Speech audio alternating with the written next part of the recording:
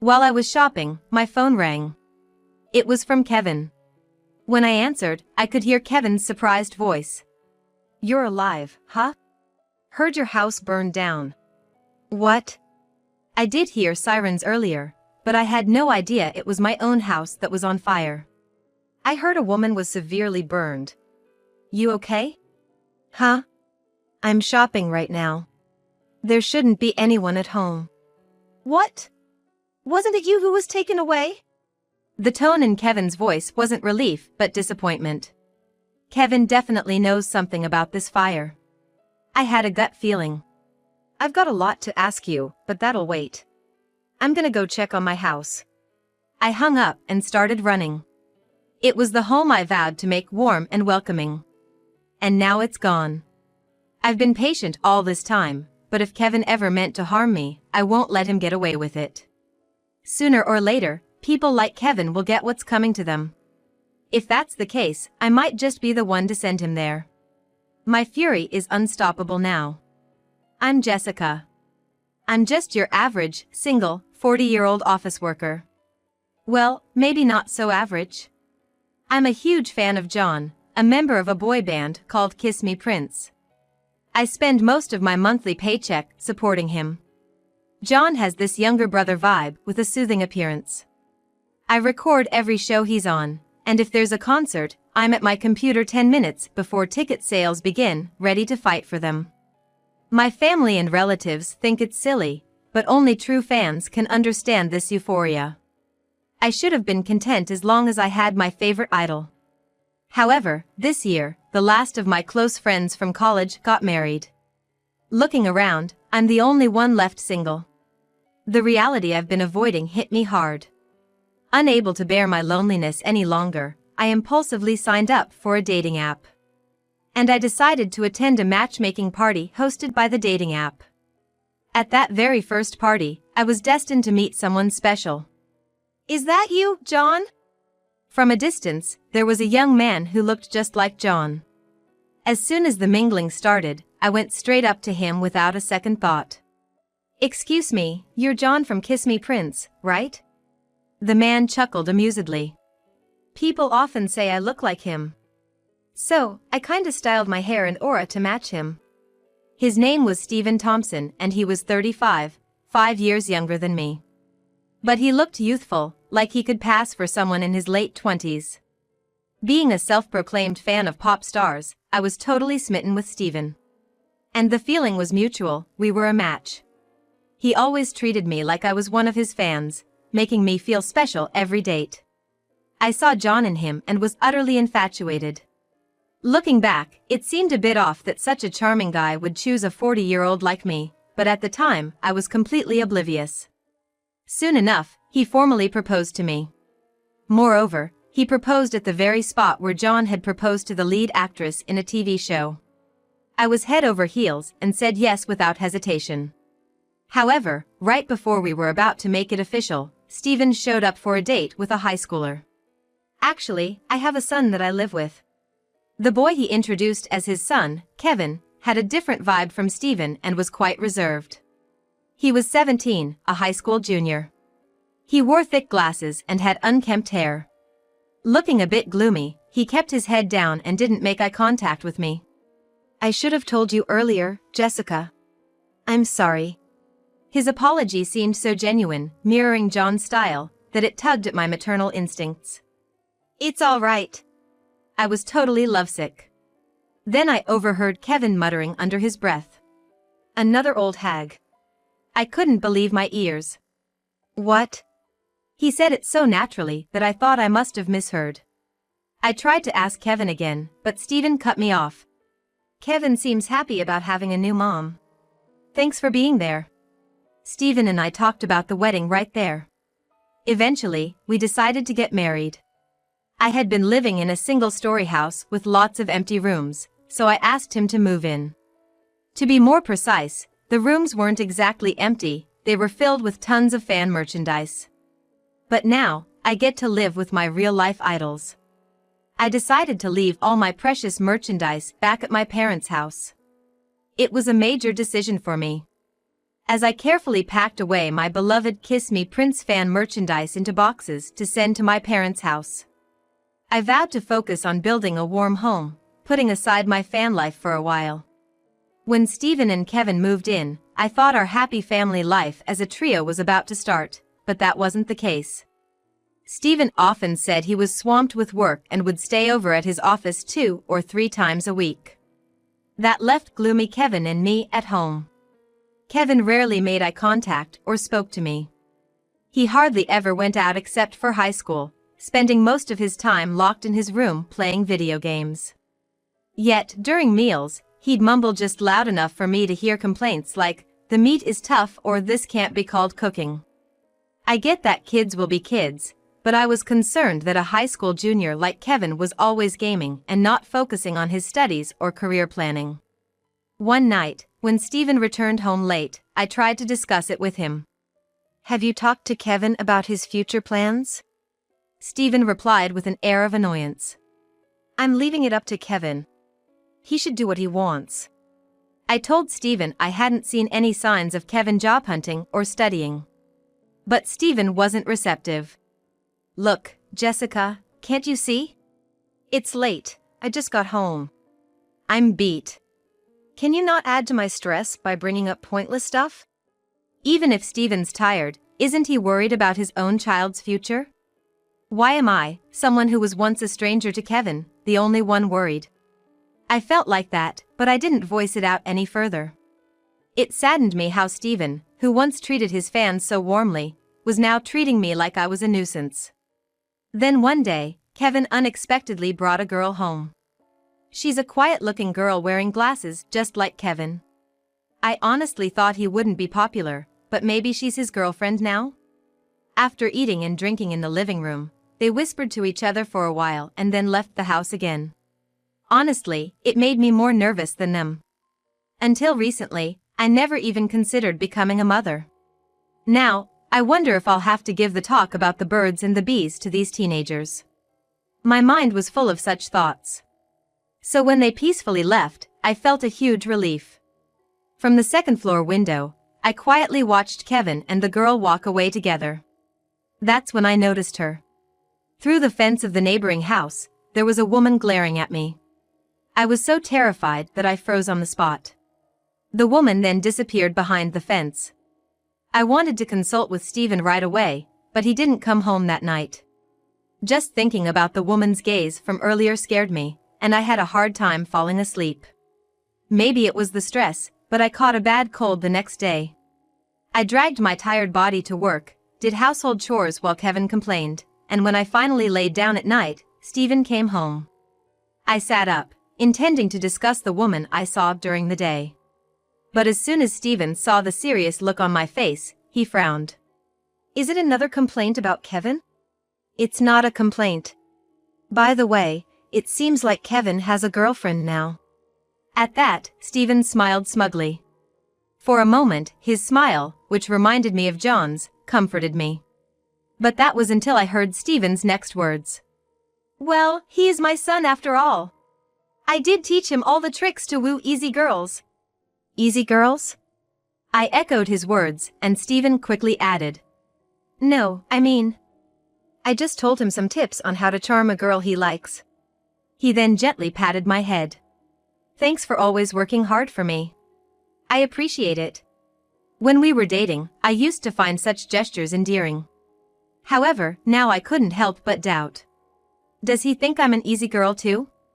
Was I just played? But for what reason? I'm just an office worker, not like I make big bucks or have any significant assets. After Stephen took a bath, I double-checked his wallet just to be safe, but I didn't find any suspicious receipts. Still, for some reason, I had this bad gut feeling, and my suspicion towards Stephen grew. In the end, I never got to talk to him about that woman. When I woke up the next morning, Stephen had already gone to work. As I was heading downstairs to make breakfast, I smelled the lovely aroma of sizzling sausages coming from the kitchen. This hasn't happened since we got married. To my surprise, when I entered the kitchen, Kevin was preparing breakfast for me. Sausages, fried eggs, salad, and some yogurt. He had even prepared some coffee for me. Isn't this something? What brought this on? Kevin replied, avoiding eye contact and speaking softly. You've been feeling under the weather, right? Thought I'd make you some breakfast, that's all. It was the first time I felt a warm gesture from Kevin. I'm touched. Thank you. Embarrassed or something, Kevin ignored me and dunked the frying pan in the sink. Seems like he wasn't gonna do the dishes, but I'll take what I can get. I'm off to school. With that, Kevin grabbed his bag and headed out the door. Relishing the moment, I sat down at the dining table.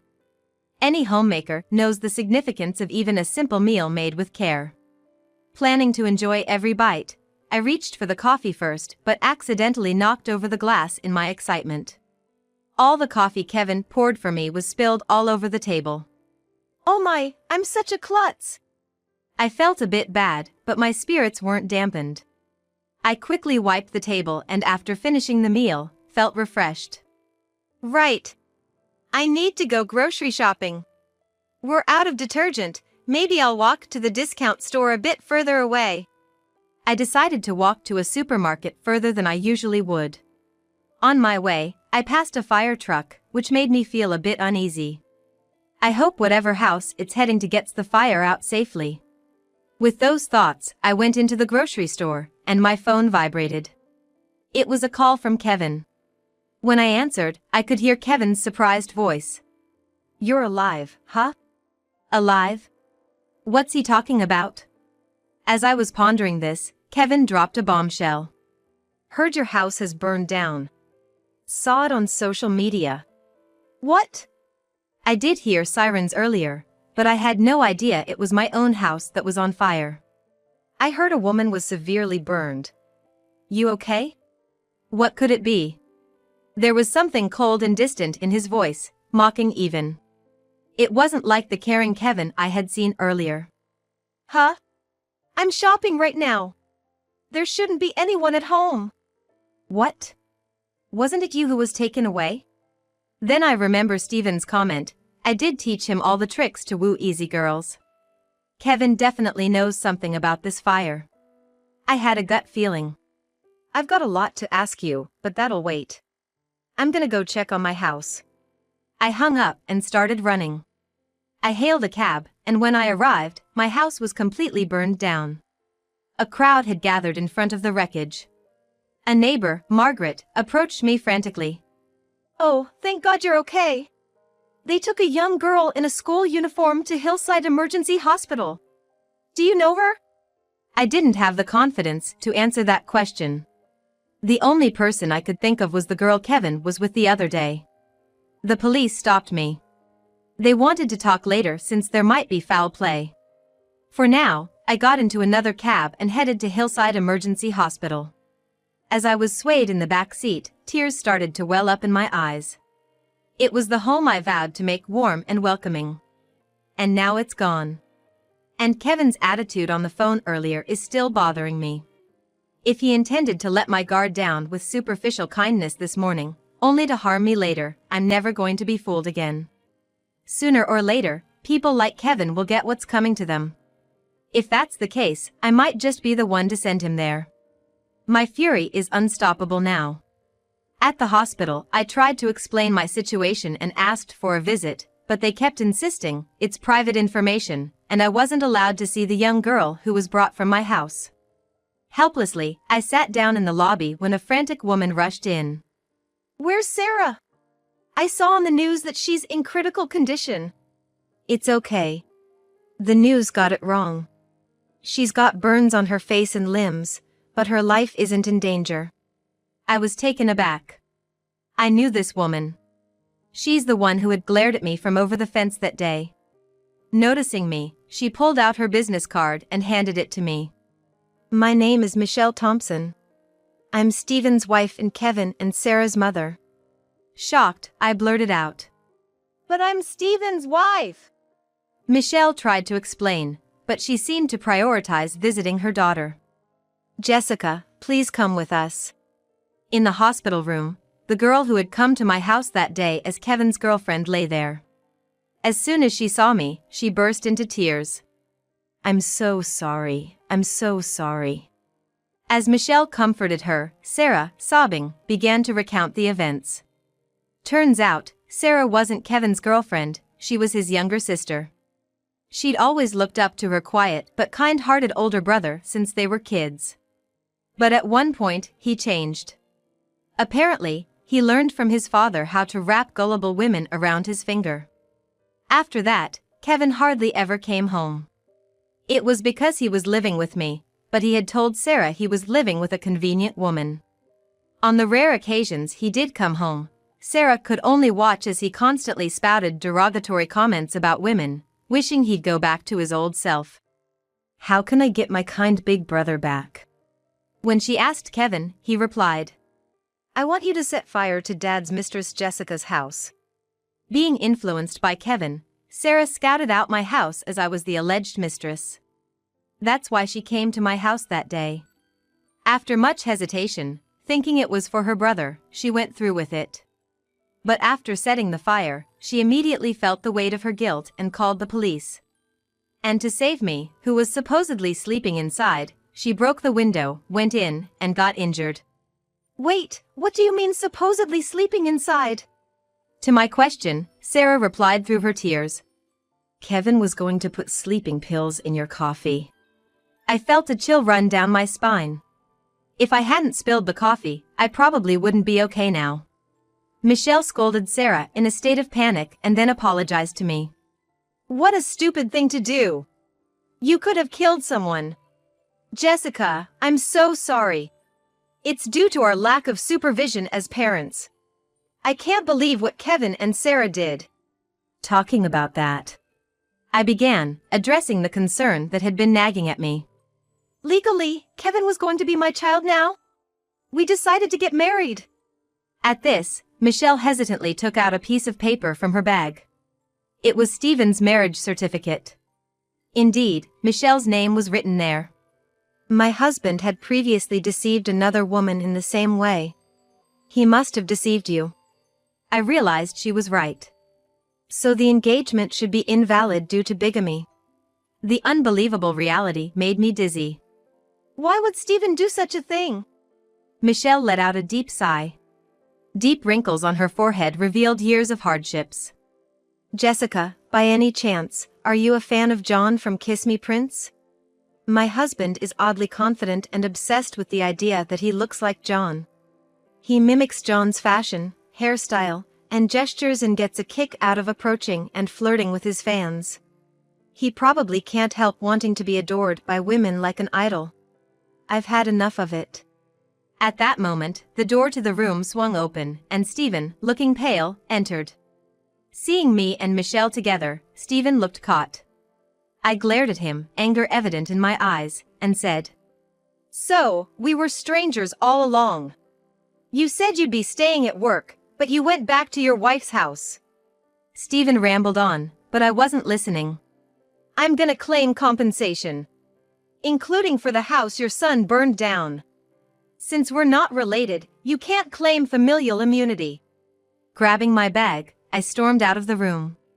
Behind me, I could hear Michelle and Stephen arguing. I vowed not to let this end so easily and returned to my parents' house. Later on, Kevin was arrested by the police. I had requested that Sarah not be arrested, so she was able to return home after being discharged from the hospital. However, scars remained on Sarah's face from the burns. The emotional scars inflicted by her brother might never heal. She now has to live with the guilt and the scars on her face, so I thought there was no need for additional punishment. On the other hand, I intend to have Kevin properly penalized by the authorities. Kevin is turning 18 soon.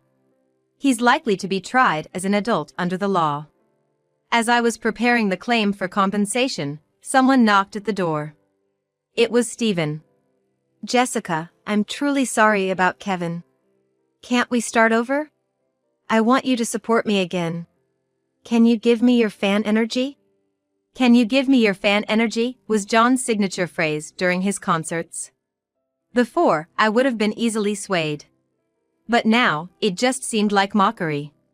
You're not an idol. You're just a 35-year-old man who thinks he looks like one. If you don't realize it, you're gonna keep embarrassing yourself. As I said this, Steven's face turned red with a mix of shame and anger, and he lunged at me. What's your problem? You probably just saw me as a substitute for John anyway. I can't say I was entirely without fault.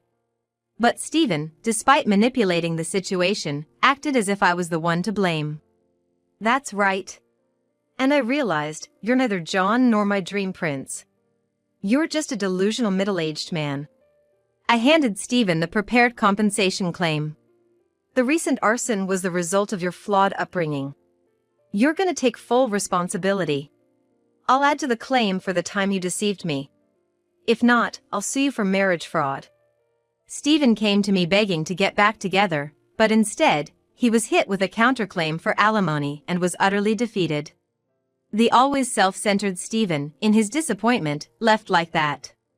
Perhaps the threat of suing him for marriage fraud worked, because after that, Steven transferred an amount greater than the usual alimony in one lump sum. This must have drained Steven's savings. Word has it that he was also divorced by Michelle. For a while, it'll be tough for him to maintain that idol-like hairstyle and fashion due to being broke.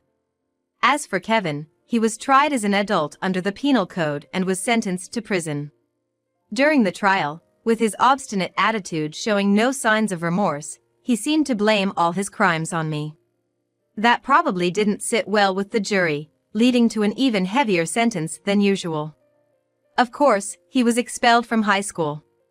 Kevin's wrongdoings became well known in the community, and it's unlikely he can continue to live there after he gets out. In the evening, I bought a few flashlights and headed to the park. Fashionably dressed girls were there, waving their hands and glow sticks, eagerly waiting. Today was the much-awaited Kiss Me Prince concert day. I pulled out my old fan merchandise and resumed being an active fan. Going to concerts with female friends I got close to through fandom activities is now the highlight of my life. Having an idol out of reach is what makes it exciting. Vowing never to make the same mistake again, I was off to the concert venue.